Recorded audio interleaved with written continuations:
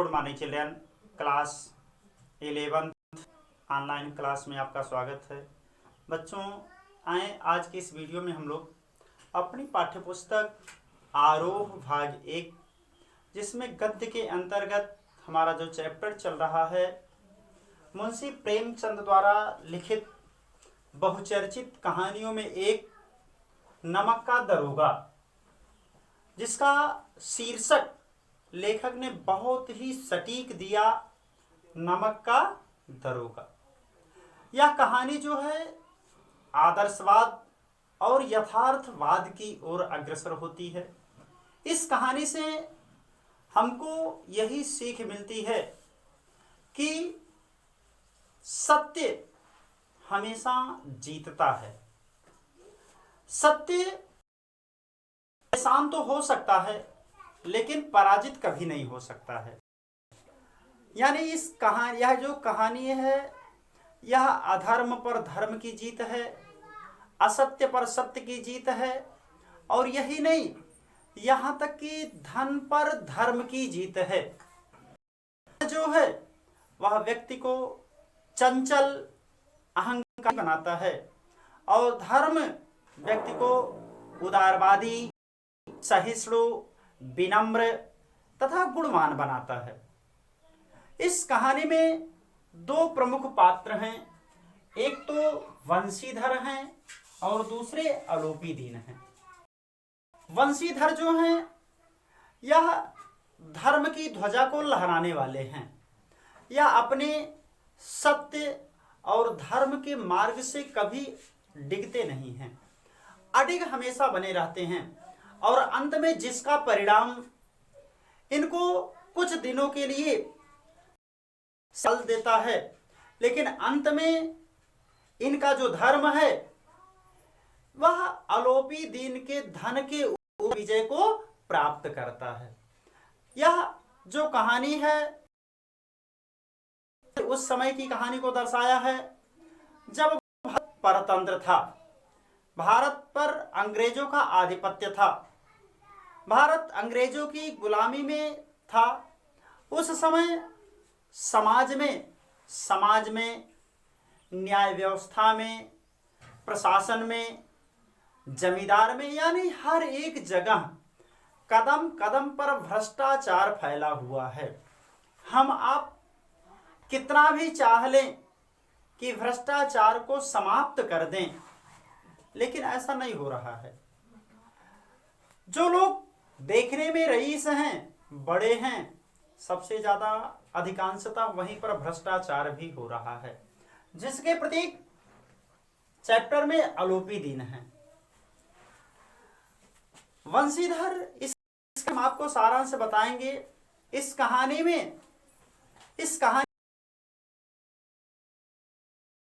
कहानी का उद्देश्य क्या है लेखक का, यही आप जाने। इस कहानी के माध्यम से लेखक समाज को एक संदेश देना चाहते हैं कि कितना भी हमको प्रलोभन मिले, लेकिन हमें कभी भी अपने कर्तव्य से, अपनी ईमानदारी से डिगना नहीं चाहिए। अगर हम अपने कर्तव्य से, अपनी ईमानदारी पर अडिग रहते हैं, तो धन एक समय ऐसा आएगा कि हमारे चरणों की दासी बनकर रहेगी। धन के पीछे कभी भी धर्म को नहीं बेचना चाहिए, लेकिन आज के समय में लोग धन के लिए धर्म तक को बेच डाल रहे हैं, जबकि ऐसा नहीं होना चाहिए। कैसे? कोई भी व्यक्ति है, वह समाज में अगर एक सत्यनारायण व्रत कथा सुनता है या कोई अनुष्ठान करता है, तो वह हमेशा भगवान से यही मांग लेता कि इतना आप हमको दे दीजिए कि हम यहीं बैठ कर खाए, उसको कुछ करना ना पड़े। वो लोग करते क्या हैं कि धर्म के अर्थ पर ध्यान नहीं देते हैं, धर्म के अर्थ पर ध्यान नहीं देते, बल्कि धर्म से अर्थ पर ध्यान देते हैं। यानी धर्म से हमको कितना लाभ हो रहा है, इस पर ध्यान देते हैं। अब यहां पर आपको कहानी बताएं, पंडित आलोपीदीन जो हैं, वह समाज में भ्रष्टाचार फैलाने के प्रतीक हैं, और वंशीधर जो हैं वह समाज में ईमानदारी के प्रतीक हैं। आपको कहानी बताएं कि वंशीधर जो हैं यह एक गरीब परिवार से जुड़े हुए हैं। उस समय नमक का जब नया विभाग बना तो नमक के नए विभाग में लोग यहाँ तक कि पटवारी के पद को छोड़कर नमक विभाग में नौकरी करना चाहते थे, चाहे वो चपरासी की ही नौकरी क्यों ना मिले। क्यों? क्योंकि उसमें ऊपरी आमदनी, घूस अधिक था। आज के समय में भी अधिकांशतः लोग यही करते हैं कि उनकी संतुष्टि अपने तनख्वाह से, अपने वेतन से नहीं होती है, जितनी उनकी संतुष्टि ऊपरी आमदनी से होती है। यहाँ पर अब इनका जो परिवार है वंशीधर का, यह गरीब घर से जुड़ा हुआ है, बेचारे निर्धन हैं।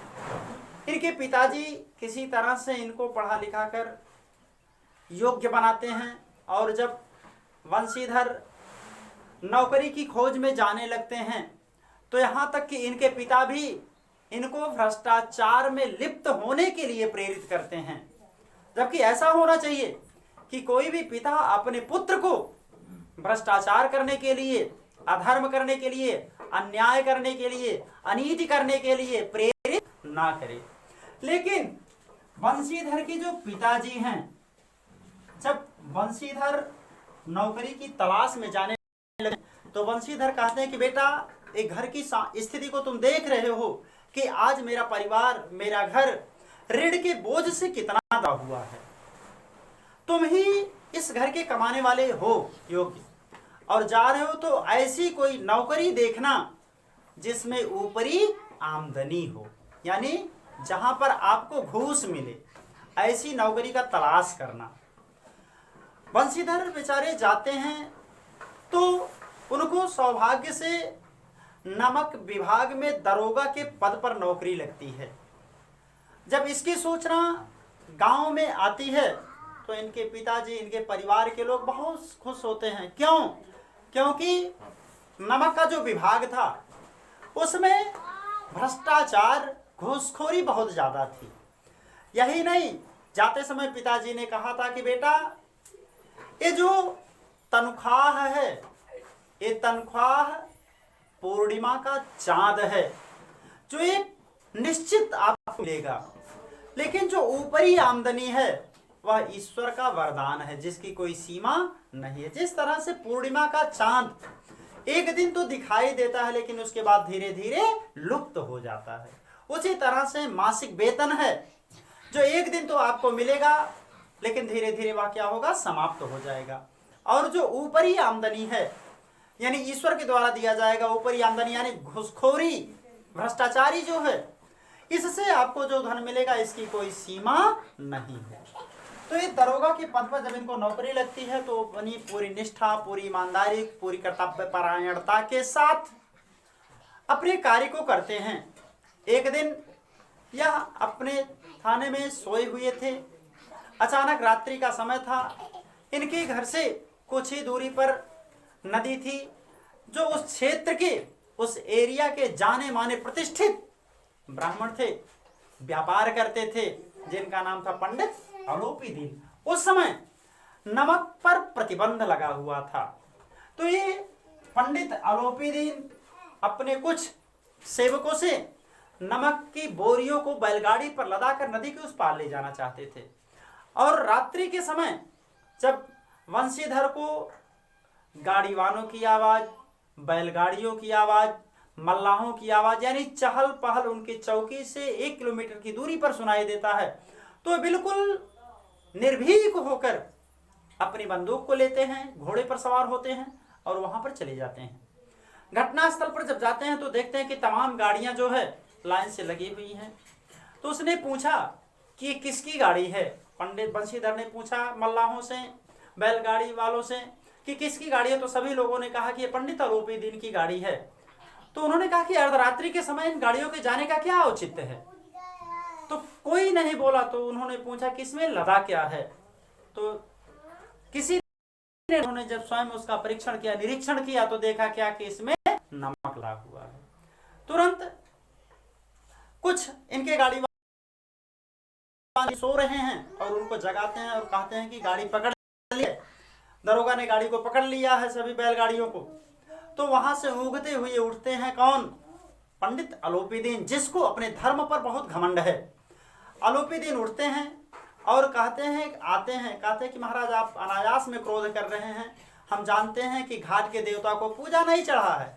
तो वहां पर पंडित वंशीधर जो है, वंशीधर पंडित कह रहे हैं, वंशीधर यह कहते हैं कि मैं उन रिश्वतखोरों में से नहीं हूं जिस आज के पहले आपने जिसे रिश्वत देकर एक अन्याय किया है।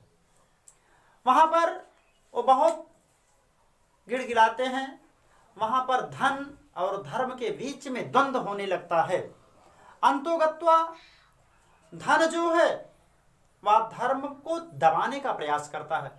यानी धर्म अहंकार के प्रतीक जो हैं, ये अलोपीदीन वंशीधर को तमाम प्रलोभन देते हैं, लेकिन ये एक भी ना मानते हैं। और अंत में बदलू सिंह जमादार को पंडित अलोपीदीन को के लिए बंदी बनाने के लिए आदेश देते हैं। पंडित जीवन का पहला ऐसा अवसर आया पंडित अलोपीदीन के सामने कि जब उनको यानी उनके धन को धर्म के आगे झुकना पड़ा। तब इन्होंने ऐसा किया और वहीं पर गिर जाते हैं, बेहोश हो जाते हैं। पंडित बदलू सिंह जो जमादार है, जमादार कह रहे हवलदार है, वह उनको पकड़ कर ले जाता है। और जब इसकी चर्चा समाज में फैलती है तो इस समाज के लोग भी बहुत अजीब हैं। जिसकी पक्ष को प्रबल देखते हैं उसी की तरफ हो जाते हैं, चाहे न्याय हो चाहे अन्याय हो। जब पहले पाल वंशीधर ने अलोपीदीन को बंदी बनाया तो पूरी जनता अलोपीदीन की वंशीधर के साथ में थे कि बहुत अच्छा किया, और आज शहर के इतने प्रतिष्ठित व्यक्ति कैसे इस गलत को काम कर रहा है। सारी जनता वंशीधर की जय जयकार कर रही थी। लेकिन जब अदालत में इनको पेश किया गया, वंशीधर के साथ केवल धर्म था और अलोपीदीन के साथ में क्या था? धन था। जहां पर रिश्वतखोरी चलती है, घूसखोरी चलती है, वहां पर हम न्याय की कल्पना क्या करें कि हमको न्याय मिलेगी। इधर के साथ केवल धर्म था और इसके साथ के धन था। तो उसके जितने भी लोग थे सभी लोग धन में क्या थे? डूबे हुए थे। उसके सभी लोग चाटुकार थे, इनके सभी लोग चाटुकार थे। तो सभी लोगों ने क्या किया कि वहां पर साक्ष्य के अभाव में, गवाह के अभाव में अलोपीदीन को मुक्त किया जाता है और वंशीधर को हिदायत दिया जाता है कि नमक हलाली ने इनको इतना अंधा बना दिया है कि इनको सज्जन और दुर्जन की पहचान नहीं रह गई है। अंत में उनको उनकी नौकरी से बर्खास्त कर दिया जाता है। पंडित वंशीधर पंडित कह रहे वंशीधर जब अपने घर पर आते हैं तो तक कि परिवार के वाले भी उनके इस क्रियाकलाप से असंतुष्ट थे। यहाँ तक कि पिता ने बात नहीं किया, भी उनसे अपने मुख को मोड़ लिया। यानी इनके परिवार के जो लोग थे सभी लोग भ्रष्टाचार में लिप्त रहना चाहते थे, से मुक्त रहना चाहते थे। तो ऐसी बात है कि आज के समय में भी जब तक हमारा बना हुआ है तब तक सभी लोग साथ देने के लिए तैयार हैं, और जिस समय बिगड़ जाता है तो कोई भी साथ देने के लिए तैयार नहीं होता। चाहे पत्नी हो, चाहे बेटा हो, चाहे बेटी हो, चाहे भाई हो, चाहे बंधु हो, चाहे जो भी परिवार के सदस्य हों, जब तक हम अच्छे हैं, हमारे पास पैसा है, हम अच्छे पद पर हैं, तब तक सभी लोग साथ देते हैं। अगर कहीं से कोई गलती हुई तो सभी व्यक्ति मुख मोड़ लेते। सेम यही कंडीशन इनके साथ भी हुआ। वंशीधर जब वहां से सस्पेंड होकर आते हैं घर पर तो किसी ने सीधे मुख से बात तक नहीं किया। पिता ने भी तमाम बातें सुनाई और वही समाज की बात बताई। एक चीज छोड़ दिए, समाज में जब वहां से पंडित अलोपीदीन को बरी किया गया, रिहा किया गया और इनको दंडित किया गया, तो वही समाज जो पहले वंशीधर के साथ में थी, जयकार लगाई थी, वंशीधर ने अच्छा किया, वही समाज अलोपीदीन की जयकार नहीं लगी। यानी ये बिल्कुल चाटुकार हैं। समाज क्या है? समाज के लोग इसकी निंदा करने लगे, इसकी अवहेलना करने लगे, किसकी गलत किया। कुछ देर पहले तो इनकी निंदा कर रहे थे, लेकिन कुछ जब उनको ये प्रबल हो गए, ये प्रबल हुई, ये कमजोर पड़ गए, तो इनकी जैसे समय में चुनाव का माहौल चल रहा है तो सभी लोग क्या कर रहे हैं कि जो पार्टी प्रबल है उसी की तरफ से जयकारा लगा रहे हैं, हाँ आप जीत जाएंगे। वही चीज यहाँ पर भी है। पहले जब इनकी विजय हुई तो इनके तरफ से लोगों ने जयकारा लगाया, और जब ये निर्बल हुए, ये प्रबल हुए, तो इनके नाम से जयकारा लगाना शुरू किया। घर चले गए। उसके बाद में एक हफ्ते के बाद पंडित अलोपीदीन आते हैं, किसके? बंशीधर के घर। और जब बंशीधर के घर आते हैं तो बंशीधर के पिताजी खुशामद करने के लिए, चाटुकारिता करने के लिए, चापलूसी करने के लिए जाते हैं, और वहां पर बंशीधर को खरी खोटी भी सुनाते हैं। कौन? बंशीधर के पिता।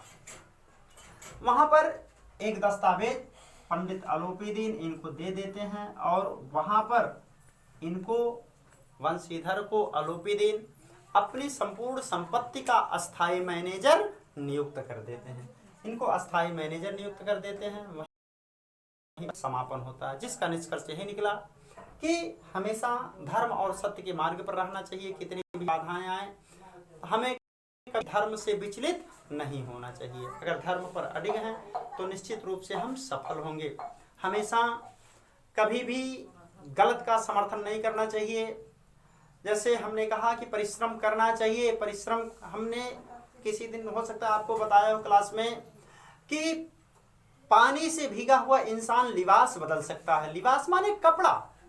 पानी से भीगा हुआ इंसान लिबास बदल सकता है, और पसीने से भीगा हुआ इंसान इतिहास बदल सकता है। तो हमें आपको करना क्या है? इतिहास को बदलना है, यानी समाज से भ्रष्टाचार, अनीति, अन्याय, अधर्म को समाप्त करना है। तो इस वीडियो में हमने आपको कहानी का उद्देश्य, प्रमुख पात्र को बताया। अब शेष पढ़ते हुए, व्याख्या करते हुए अगले वीडियो में चलेंगे। और आज का होमवर्क आप लोगों के लिए कि आप लोग इसी कहानी को एक बार पढ़ेंगे, पुनः कल से फिर व्याख्या करते हैं। तब तक के लिए आपका दिन शुभ हो। नमस्कार, धन्यवाद।